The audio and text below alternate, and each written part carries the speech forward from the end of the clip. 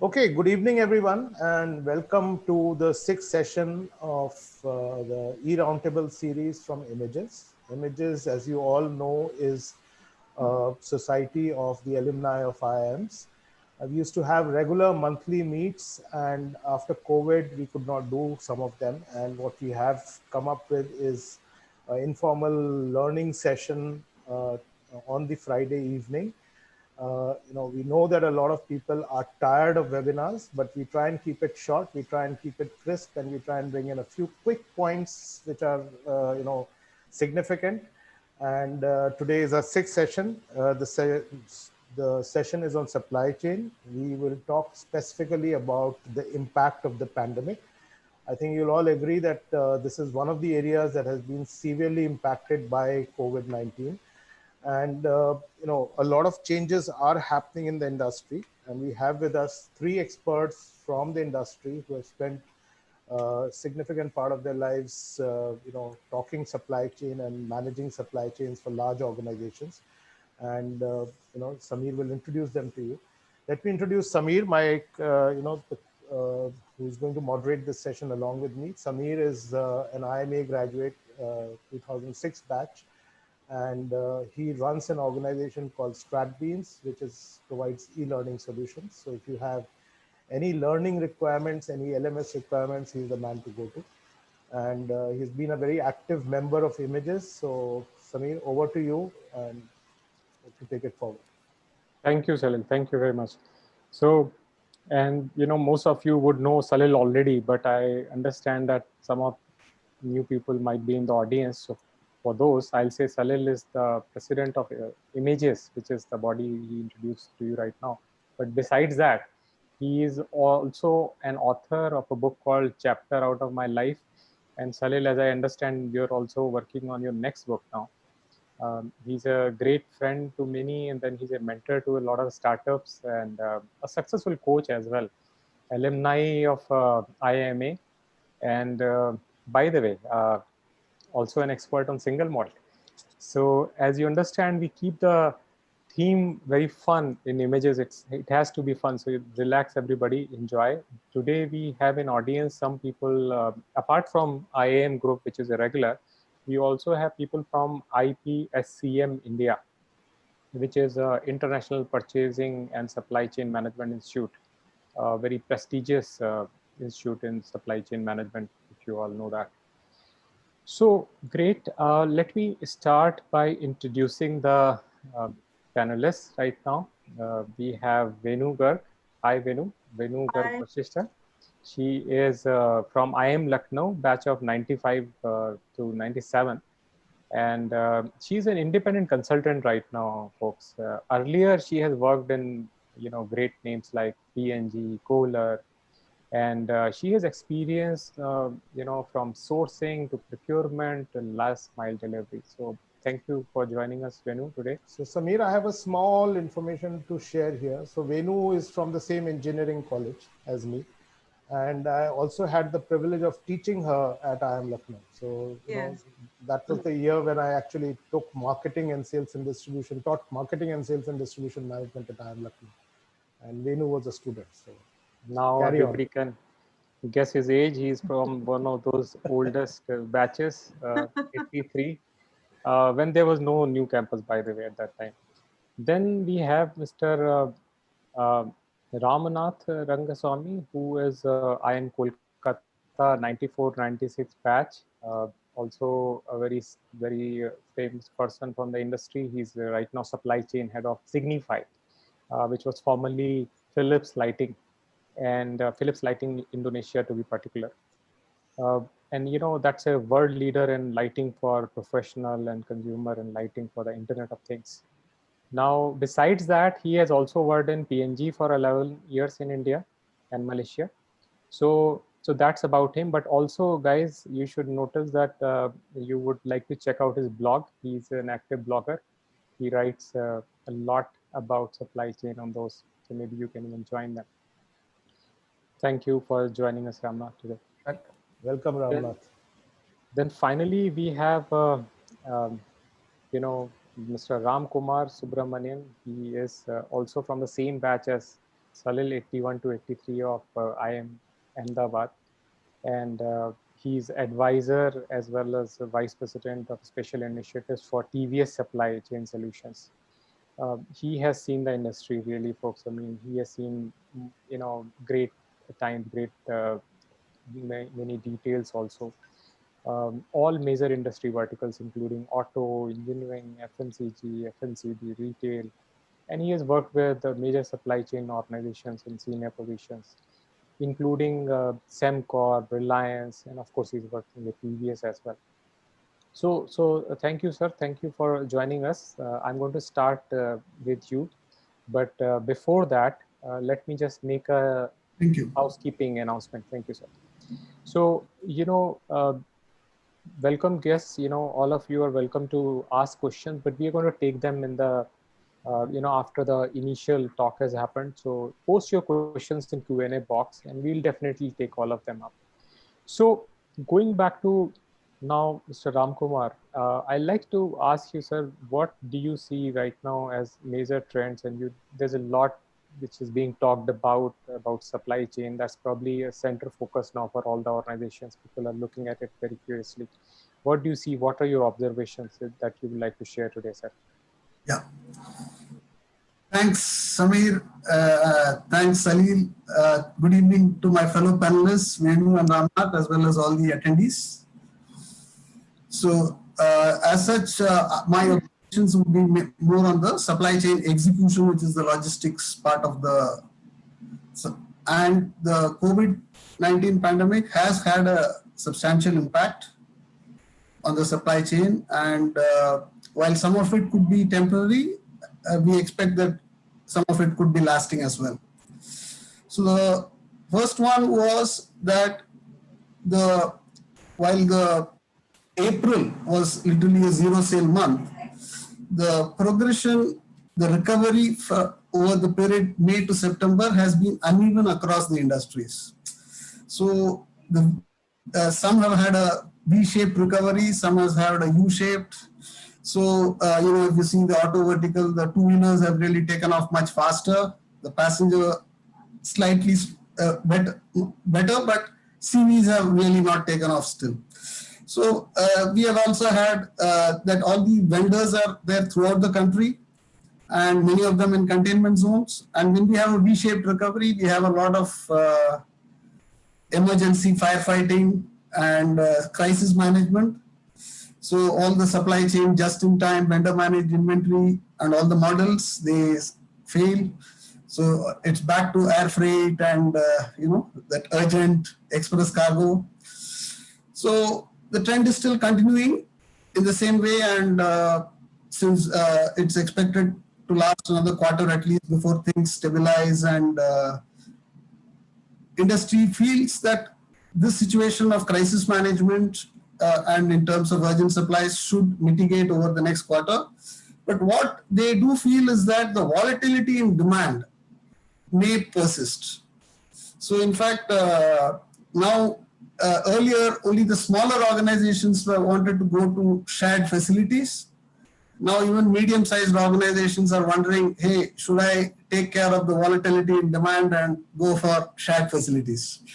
So of course, shared facility itself, I think Venu would know about it, that it was a great challenge to implement in India, and really only this, of course, P&G was one of the first organizations to, agree, but not many people do it. So, but the fact is that medium-sized organizations have started actively looking for shared facilities as opposed to standalone facilities. So this is something, the other thing which is very positive is that the operations regarding the hygiene and, the housekeeping part has had a big impact. So per se, many organizations in India tend to keep their factories very clean, but when it comes to warehouses, they may neglect it. Maybe they have supply chain has cost considerations, budget considerations. So that is something which has been very positive, that people have, even the labor have cooperated after some initial hesitation. And I think this is one trend which is going to be good, that we are going to have increased focus on housekeeping and hygiene, and we hope that we will have much better and dust-free and hygienic warehouses throughout. The third trend, what I see, which has been a thing which was there even before the COVID, but which got really accentuated after the COVID, was that many FMCG companies now feel it is not only modern trade which has to be serviced directly, but also large dealers. So they feel that there is that link of distributors in between. There is a limit, there is a value addition in terms of credit and in terms of to the smaller dealers. But when it comes to the large dealers who contribute to a big chunk of sale, to cater to the entire product range, to entire service, the serviceability, the OTIF, what we call the opportunity, the full is not as much. So the trend is been very heavily accentuated, and it has also been helped by a unicorn company who have really taken it up as a they have taken over as distributors in many places. And in fact, even companies like us in the sense TVS Supply Chain, have been offered to take over such distribution, but since we can't take money on the books, we kind of do the distribution aspect only and not taking the stocks in the books. So definitely the idea is that we need a very responsive and agile supply chain. We really can't afford, we can't wait, we have to respond and service the market as quickly as possible. Okay. So Ramkumar, we are going to come back to you with specific questions on what you have just shared with us. Okay. I have only one point which I probably that is basically the remote working is something which is, again, I think has really taken off well. Actually, nobody believed that it would work, especially in a supply chain industry where everybody wants physical meetings, and it has really worked well. So the physical monitoring has been replaced by monitoring on the remote, and this will really give a good fillip to the technology side. I see a lot more implementation of digital processes, warehouse management systems, as well as transport management systems to give real-time information to all the stakeholders. Correct. So I see that while we will have an initial pain, all these trends will make our supply chain, there are a lot of positive developments, and if we internalize, I'm sure we'll have a much better supply chain management in India. So what you're basically saying is COVID-19 was good for supply chains, yes. and yes. it's actually moving it in the right directions. Yes. Okay, great. Venu, your take, please. Okay. Sanil, as you said, rightly said, I always say that this pandemic has been like a silver lining in dark cloud for supply chain. Supply chain now is in the foremost thought of all the business leaders, because they saw that what impact all their decisions could have in a situation like lockdowns, and where your trucks are not moving, your warehouses are shut, people are not available. So what I would talk about is that the impact, what this pandemic has taught the organizations, or the organization should learn from it, is the whole business continuity planning. Okay. And I'm very fortunate, I started my career with P&G. P&G used to, any system you implement, it would first have a BCP to say, if the system goes down, how will you still continue the business? So what is the manual process you should run? Correct. I would say that the reverse is now needed. That there are manual processes running, and now when people cannot go to the office, cannot meet each other physically, in terms of business continuity planning, it is very important that all organizations look at 4 things and quickly, as I categorized it, it's not a standard categorization, but as per me, one is the people resources. Supply chain, most very person-dependent function. So there is a demand forecaster, there is a scheduler, there is a operations planning person, that where you need inventory, you will run to the planning person.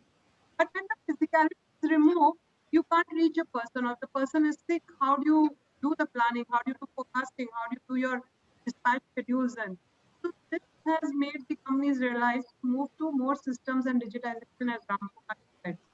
Second most important thing is supply chain by by being the function has a lot of people because there's a lot of hands-on work. And at that time, the companies have not invested more in giving those people laptops. So people working on desktop. So when this pandemic happened and everybody had to work from home, that was the biggest, I think, boom in the laptop buying for the supply chain folks because their desktops were sitting in the office and they had to work from home. So now companies are looking at, and as Ramkumar said, that how can you work sitting remotely and looking at smart solutions. So making the organization more lean, more flexible, more decentralized.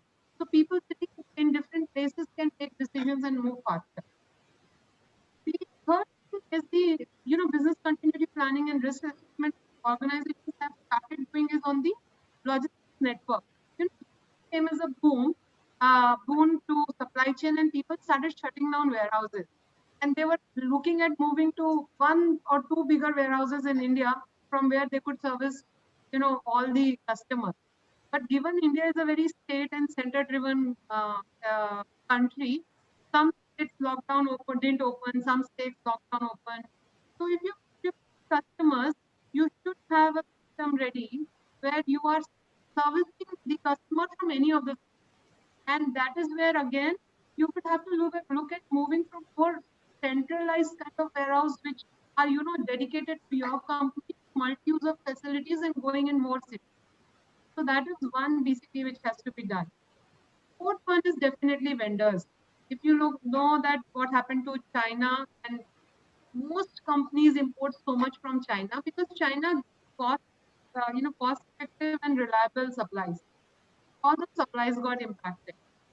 And in terms of buying, there are these people who buy at a negotiation level. Some people have very short-term relationship with suppliers. Some have long-term relationship with suppliers.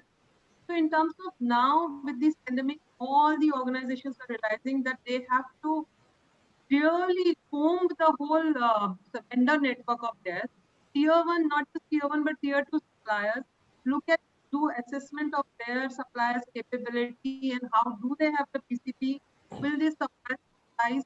And that is where I think that is the biggest impact that companies are now thinking of having a risk management strategy, even if it's a little expensive, rather than just thinking short term and supply chain term.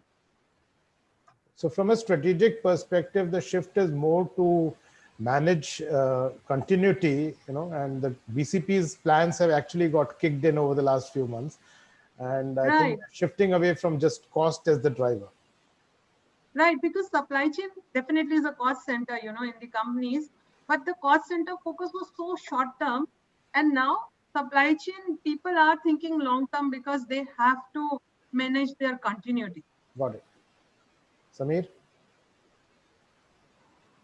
You're on mute, Samir. Yeah, that's the best talk that I do. So Ramnath, I think we'd like to pose the same question to you. What are you seeing here? What are your observations, and what would you like to tell us today? Thank you, Samir. And after the very good points shared by Ramkumar and Venu, let me share two examples of how the whole COVID crisis impacted supply chain. The first one was based on forecasting, demand planning. So what we found was that many, thanks to the pandemic, many people had lost their jobs or they were unsure of the future. And what they did is started downgrading the products that they buy. So we found that suddenly the demand shifted from a high cost product to low cost products. And this caught us completely by surprise. And our planning process, SNOP process, forecasting process was not so agile to take care of this change at such short notice. And what this did is, impacted us in two ways. One is you had high inventory of products which nobody wanted. And at the same time, you did not have products which actually the consumers wanted at this time. So this taught us two things. So one is that we need to plan much more agile, and also our supplies need to be much more agile. And so the steps we took are that normally you would have an S&OP cycle which goes every month. That's a standard cycle that all companies operate on. We have now gone to a weekly, at least I wouldn't call it a S&OP, weekly S&OP, but at least a weekly planning review. So every week we look at the orders, we see how is it versus our forecast. Do we have supplies enough to service the new orders? And then we place the orders. So from a monthly ordering process, we have now gone to a weekly ordering process and then a weekly planning review. So what this has done is in a way made us much more agile, and you're able to spot any change in trends, change in demand so much faster. So that's number one.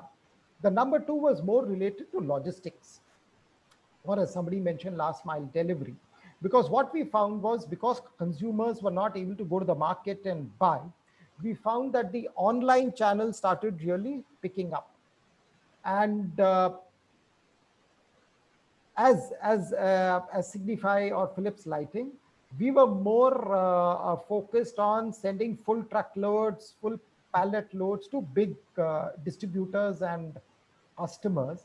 And suddenly we found that we had to change our whole logistics way of working to servicing online retailers who would order multiple times a day, and the orders would be in small quantities. So they wanted twice a day delivery.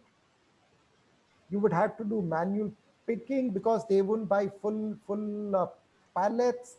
And so what that did is that also made us change our whole logistics way of working. So rather than having full pallet loads going in trucks, we now had to change the way our warehouse worked to start doing picking by eaches or single carton. So those are the two big changes that have happened in thanks to this crisis. And as somebody had mentioned, all crises are solution or an opportunity. So that's how we have looked at it. Okay, great. So Ramnath, Wonderful. that's great. Those two stories. What I'm gathering from here is that there has been a very positive movement in terms of how organizations have responded to COVID, and it has actually, it'll probably help COVID in the longer term. So two questions which I am going to ask all of you to sort of respond to in maybe a line or two lines each is one. So are you seeing that some of these changes are going to stay for the future? Number one. And there's a question from the audience from Narendra, who is probably wanting to find out if some of these changes will require new skills in the youngsters, and his education on SCM needs to be upgraded. Let me start first one liner. I feel definitely there will be a long-term impact, though not so much, because at the end, we Indians are driven a lot by costs. So once everything normalizes, people will go back to where they are saving costs. But that is the opportunity for the digital companies or the companies who are coming with solutions to give more cost-effective solutions which can be helpful in digitizing the supply chain. So rather than going for crores and crores of investment in, let's say, a WMS system, a cheaper version of WMS system which can help. And the most important thing, I think all companies would have realized the power of S&OP or integrated business planning. The companies which had a very, as Ramnath said, that companies which will have this process running, this program running like a tight knit, you're running a ship like a tightly controlled ship where sales, marketing, finance, and supply chain are working together, you could respond much faster. And I've seen that happening in many companies because I keep getting the information from my, colleagues who are part of this PSCL council, and they are running, and they are in food industry, pharmaceutical, automotive, and they have said that where the S&OP processes were working, they were able to respond much faster. On the second question on skills of the people, definitely right now, as I said, digitization is the way forward. this will have to be included in the whole curriculum, whoever teaches supply chain. What are the various softwares available? You know, in WMS, what is WMS? Frankly, I take some pro bono classes in some of the institutes. People just know WMS, but they won't know what does WMS mean. So they will have to learn the system that they are ready to start from work from day one. Okay. Ramnath, any response? Yeah. What's So, your- yeah. So similar to what Venu said, and just to elaborate a bit more on what she said, one is, I believe, one thing which will remain, or one process which will remain, is the whole SNOP process. And so I believe it will become much more frequent. And like Venu mentioned, you will have the sales team, marketing team, finance team, supply chain team, all of them working together to make sure that you're able to respond to any changes in demand much faster. So that is something which will stay. The second thing, Narendra, I think that's a very good question. And my take again to build on what Venu said is, I believe artificial intelligence is something that we in supply chain do not use or apply much. And there is a lot of opportunity for artificial intelligence, right from demand forecasting to route planning to how you plan your warehouse operations picking. I believe there's a lot of opportunity for artificial intelligence. So if there's one skill which I can advise you or advise newcomers to pick up is artificial intelligence. Again, it's in the whole realm of digitization of the supply chain. But if you ask me to pick one area, I will pick artificial intelligence. So Ramnath, two things here. One, we are going to do a session next week on data sciences. So some of these, and we'll probably cover some of these kind of points. The second, I wanted to, there's another question which I think is very relevant to what you are saying. Do you see any influence of blockchain, any role of blockchain or any such things that has already been talked about? Oops. You can pass it there. I'll pass it. If you have a ready-made answer, that's fine. No, otherwise, we can pass it. Yeah, I'll pass it. So I will talk about blockchain again, not Okay. personally. We'll come back to you, Venu. Just one second. Let Ramnath finish. He was making another point. No. I just said I pass it. I actually raised my hands. Okay. Yes, Venu, carry on. So again, this is not my personal experience, but again, attending, there are so many webinars happening on supply chain now.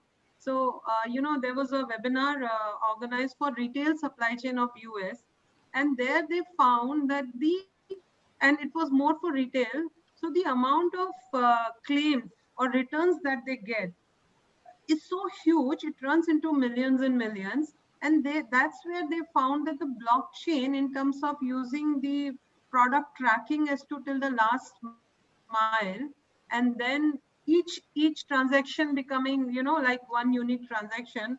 So many companies, they're like this company, which is CHAP, they are going into blockchain too for certain clients, like Levi's is using it. And that's what they gave an example in that retail supply chain, is using blockchain to track till the last mile delivery so that they can process the claims faster. Correct. So blockchain, to my understanding, and I was reading something some time back, is really about tracking transactions. And as as the data gets more and more fragmented, and people will adopt blockchain. Blockchain is just a core technology. So what kind of use cases will emerge is probably yet to be seen. There's another question, Yeah. which should probably turn to that, from Amrit Raj. And the question is that, was there any considerable impact on supply chain financing decision due to COVID? And how is working capital management going to change in the future, considering the fact that small firm suppliers have been affected the most? So I'll say anyone from the panel. Yeah, I'll take it. Ramkumar, please. Yeah. See, what had happened during the COVID scenario is that payments definitely got delayed from the customers to all the supply chain partners. And what we predict is that ultimately the supply chain is getting more formalized. So while the informal players don't have the kind of financial muscle to withstand such delays and non-payments for a few months. So that is, so of course it lasted for 2 to 3 months, but after July, things are pretty much coming back to normal. I can say probably not fully normal, but it is almost there. The other aspect, what I feel is that as far as investment decisions are concerned, I feel that many companies are really going for automation. They are thinking of automation because labor, they had the shock that first few months, labor intensive operations did not have the labor, they could not do the operations. So a lot of,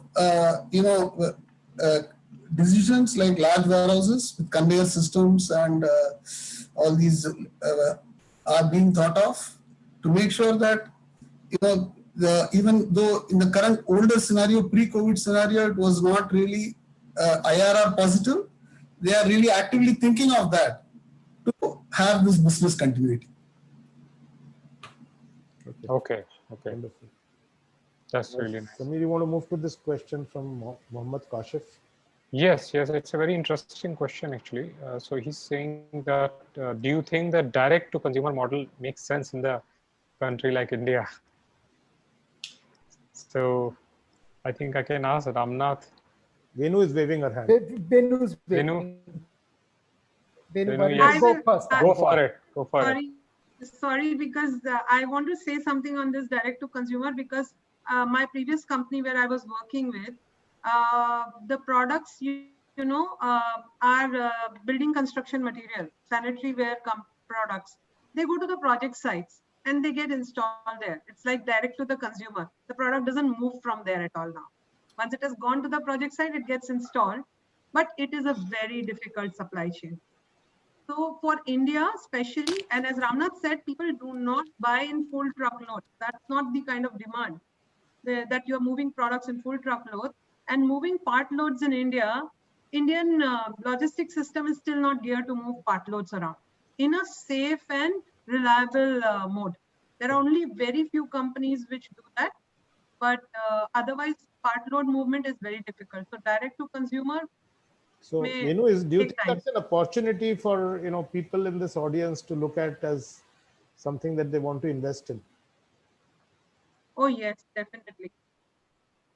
Very interesting observation from Ved Murthy. Challenges of SCM and logistics required for distribution of vaccines. How this sector is ready for a scale up? He's going to ask that to you guys.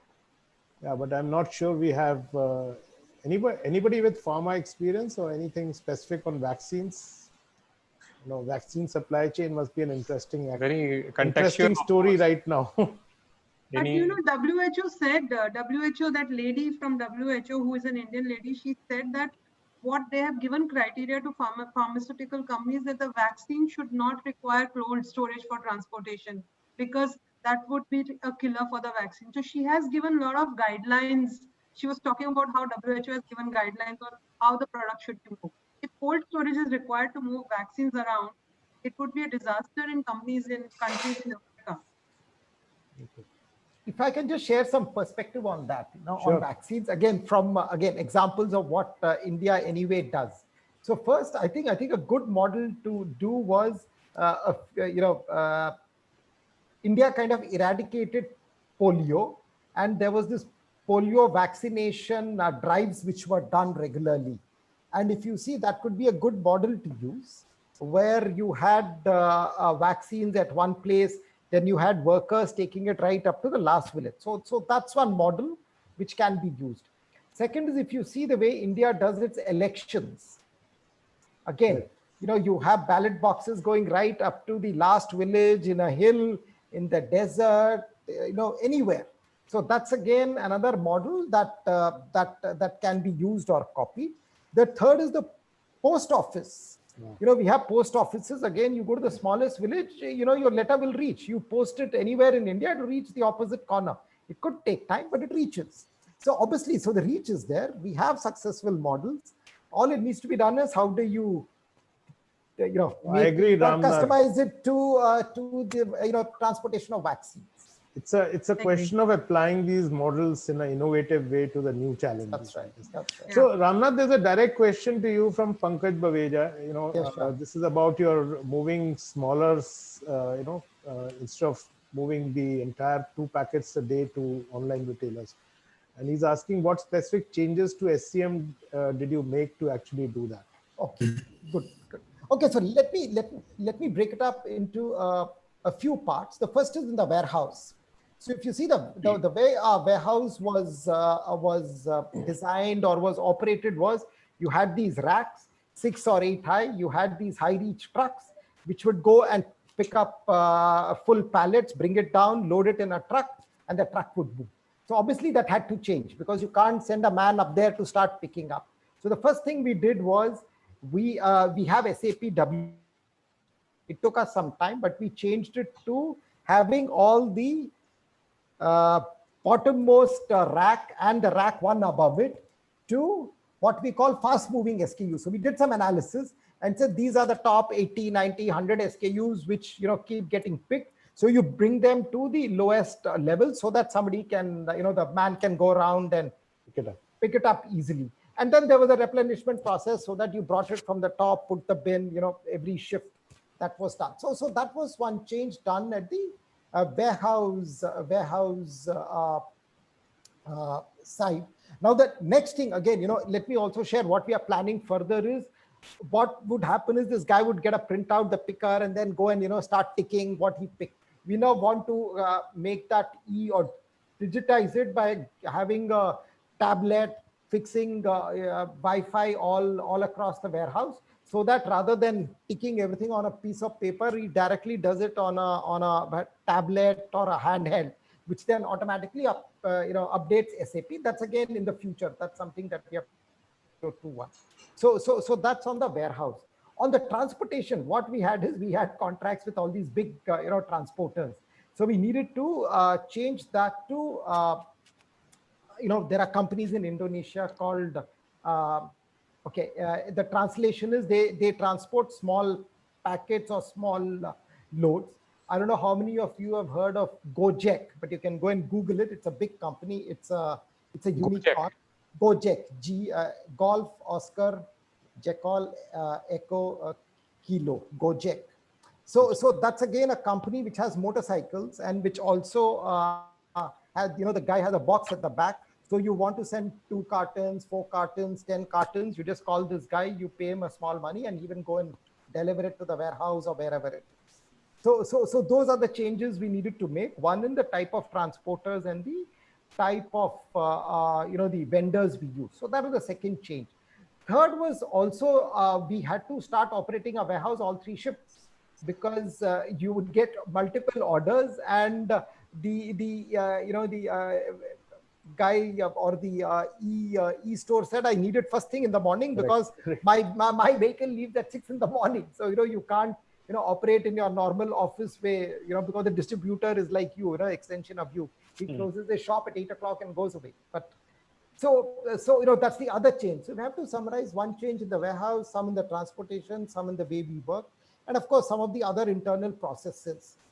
So what we are now planning to do is get these vendors, have them, give them a space in our warehouse itself, so that whenever an order comes, we just hand it over to this guy and then this guy then takes care of everything. Rather than us now calling that guy and then he coming, we are seeing whether we can give him a space in our warehouse where he sets up 4 people and he's dedicated for us. So Ramkumar, any similar models in India that you know of? Similar to what Ramnath just told? Yes. See, basically there are, especially most of these part road people who are in city distributors are localite. It's basically the local unorganized, that owner operator kind of thing. Okay. Slowly it is evolving to, there are some, logistic startups who are now doing this in-city deliveries. These things are called in-city deliveries, which are essentially small things, which could be both B2B as well as B2C. Right. So there is but most companies generally prefer to, as of now, hire vendors on their own, and they are essentially going for the smaller vendors who are the owner vendor types who do the service. But yes, the service is in fact, in most of the many warehouses, you may not have, the full truckload. It could be a combination load where you service 2-3 dealers at the same time. You combine it into one load and send it across. Venu, any So, closing comments from you? Salil, just about to add 4 on to minutes this, Yeah.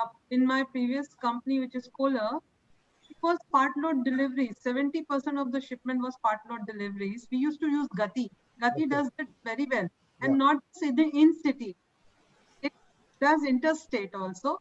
And on the warehouse processes, the important thing, as Ramnath had said, it was very important because you couldn't get down pallets in, pallets out. You had to pick pieces. And in addition to that, because these are breakable material, we had to crate it. So there was a crating process. The whole warehouse layout had to be like this, that once you pick pieces, then you crate, and then the crate becomes a unit which you then track. So it also involved a lot of changes in the WMS processes.